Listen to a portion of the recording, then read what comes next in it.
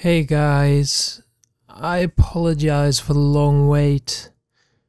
If you haven't already, please listen to my previous updates before proceeding. Just when I thought maybe I had found peace, just maybe I could move on with everything, things got weirder. So Natalie's eyes remained black. After a couple of weeks of pretending that things were okay, I tried talking to her about the whole situation, but she would always find a way to skirt around the conversation. Things have never really been the same. We eat dinner in silence. I wake up at night and find her staring at the ceiling. But enough was enough. I couldn't continue living on like this. I needed to find a way to fix things, and the only way I knew how was to go back to that disturbing house. I sat down with Natalie and we had a long conversation about everything that had happened, and she reluctantly agreed that we needed to go back to the house. Whatever these sisters were, we needed to confront them. So before we headed to the house, we came up with a plan. A lot of you guys suggested that mirrors might help, so I made sure to bring a mirror with me. I mean, at this point, why not? Additionally, knowing how dark it was inside the house last time, I bought some night vision goggles. Now, the question about whether Natalie would accompany me on the trip or not. Considering that she had been my savior every time, we decided it was best that she went with me. However, I was not going to let her enter the house under any circumstance. I have also taken your suggestion on making sure that it is her. Even though Natalie has been significantly quieter than before, I make it a point to ask her numerous questions and expect answers to make sure it's her. I can see the sadness in her eyes, how she knows that I have lost the complete trust I used to have in her. But she complies and responds to my questions, knowing it's the only way I can keep a straight head in this entire situation. We arrived at the house at 11 AM in broad daylight. Not that it made a difference, since the house was dark as ever inside. Since it was a pretty remote area, I didn't feel bad hooking up a chain to the front door and pulling it off with my truck. I wasn't letting any door close on me this time. I had Natalie stand about 10 feet away from the doorframe, so that she could still see me as I walked in. My theory was that these sisters seemed to be unable to face her, so as long as I maintained a good line of sight with Natalie, I half-heartedly hoped they wouldn't appear. With my night vision goggles activated, I stepped into the house, with Natalie nervously calling out from behind, "Be careful, honey." Even though so much had happened, I still found a sense of comfort in that voice. "It will be alright, I promise. We will fix this," I called back. The air was heavy inside the house, and I found it slightly harder to breathe. But nevertheless, I had planned for this trip for quite a few days, and I wasn't about to back out. I saw the symbols again on the wall, and I pulled up my phone and took some pictures. Everything in the house was trashed and dusty, except a small cupboard on the wall across the living room. So far I had been walking in a straight line, maintaining vision with Natalie. But this cupboard seemed odd. It had too many symbols around it, and it was the only object in the house that seemed to be untouched. There had been no sign of the sisters. "I'm going to check something out really quick. I will be right back, okay?" I called out to Natalie, who shook her head. "Oh, okay, please just hurry, I want to leave already." I sprinted across the room and looked through the drawers. All were empty except the last one, which had a small pocket-sized leather-bound diary. I immediately put it in my pocket and started to head back. Just then, I turned around to find the smiling face of my wife, with a glass of water in her hand and eyes that looked greener than ever.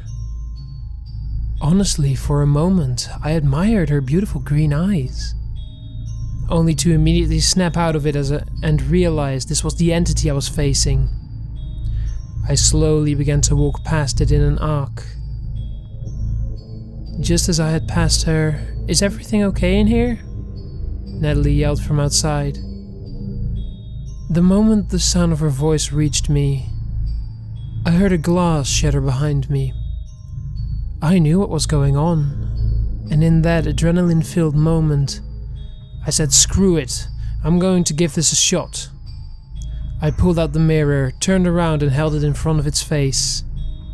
Now I could see her through my night vision goggles, head tilted, grinning. It let out a scream and shattered the mirror in my hand. I slowly began to back up towards Natalie's line of sight, eyes closed shut. Just when I thought I was almost there, I bumped into someone, and I felt a hand on my shoulder and a face right next to mine. "You came back to us," it whispered in my ear. The most disturbing part wasn't that my eyes were closed. It was the fact that it sounded like 5 people saying it exactly at the same time, with some deep and some higher pitched voices. Then I felt another hand as I was swung around to the ground with a force I could not comprehend. As I fell, I crawled towards what little light was coming through the door. I barely got far enough to see Natalie screaming outside and running towards the house. "Stop, Natalie, stop!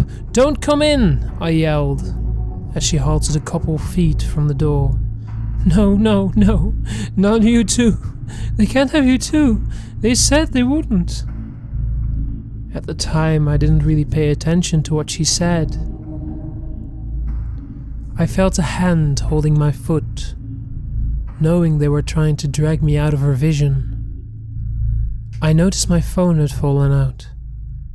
At this point, I became very dizzy and I reached to unlock the phone. Even though it was dark, Natalie's face lit up on my phone screen background, her beautiful green eyes radiant as ever. I gave her one last look as I began to pass out. But right before I passed out, I felt the hand on my foot release. I woke up at the hospital. As my blurry vision became clear, Natalie jumped at me and gave me a hug. "Oh, thank God you're okay. Can you see? Look at me. Can you see?" As she moved back, the first thing I noticed were her green eyes. They were just as radiant as they should be. "Your eyes," I mumbled. Natalie let out a scream of joy when she realized I could see. Yes, honey, my eyes are okay. I feel like myself now. Everything is okay." I had so many questions in that instance, but the doctor insisted that I rest. The next morning, while the doctors were completing all the paperwork for my discharge, I spoke to Natalie about what happened at the house. She explained that as I was falling unconscious, she ran into the house, only to see that the sisters were staring at my phone screen. The instant Natalie saw them, they looked up at her. After a brief stare, they disappeared. She also told me that as she was pulling me out of the house, it started crumbling and collapsed to the ground as we barely made it out. Really? I thought to myself. Was it that simple? Then I remembered about the pictures I had taken in the house, and I reached for my phone to look at them. "What are you looking for, love?" Natalie asked me, as she saw me desperately going through my photos. "I took some pictures in the house, but I can't find them," I replied, as I wondered what happened to them. I don't remember you taking any pictures." She grabbed my phone and slid it in her purse. "But we will worry about that later. I am just so glad you are okay." And she gave me a hug. She was acting a little strange. Did she delete the pictures from my phone? I noticed my jacket hanging on the door, the same one I had worn when I went inside the house. I walked over to put it on. "It's chilly in here." I smiled at Natalie. Just then, the doctor called for her to sign some papers, and as she turned away, I immediately felt my inside pocket. I could feel the small leather diary. Ever since we've been home, Natalie has constantly been by my side, quite literally. The only time I was not with her was when I went to use the bathroom. I pulled out the diary and looked at the first page. It read, "Herein lies what little knowledge we have gained over generations since the birth of the sisters." I was about to flip the page when Natalie started to bang on the door. "Are you okay in there?" "Yes, I'm fine, honey. Be out in a bit," I yelled back. Something's not right. She won't leave me alone for one bit.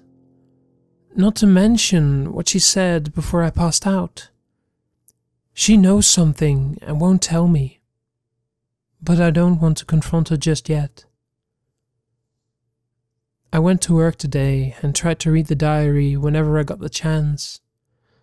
But I had a busy day. The story is quite long, but I am getting close to finishing it. Earlier today, I left work a couple hours early and drove over to the supposedly demolished house. What I saw disturbed me. The house was burned to the ground as if someone had deliberately set fire to it. Why would Natalie lie to me? Did she set this house on fire? I am also starting to doubt a lot of what she has said recently. Natalie keeps calling for me to come to bed, and I am in my study writing this update. I keep lying, saying I'm writing something for work. I also told her I have to go into work tomorrow morning for a few hours to make up for the time I was in the hospital. She bought it, and I'll be going over to a coffee shop instead to finish reading the contents of the diary. I will update you guys real soon on the contents.